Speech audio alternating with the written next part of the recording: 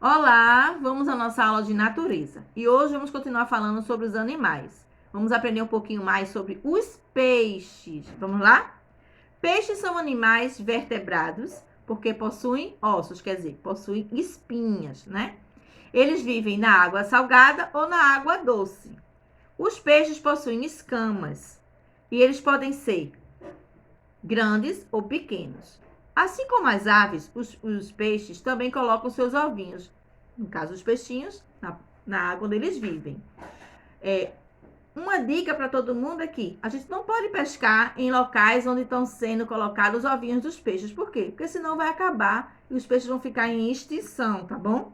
Então, ó, assim como preservamos a natureza, as aves, os animais silvestres, também temos que preservar os peixes, senão eles vão acabar e a gente não vai ter mais o peixinho para comer ou para ornamentar em nossos aquários, não é verdade? Então, vamos preservar os peixinhos assim como preservamos outros animais, tá bom? Então, esses são os peixes vertebrados, porque possuem ossos, né? No caso dos peixinhos, espinhas.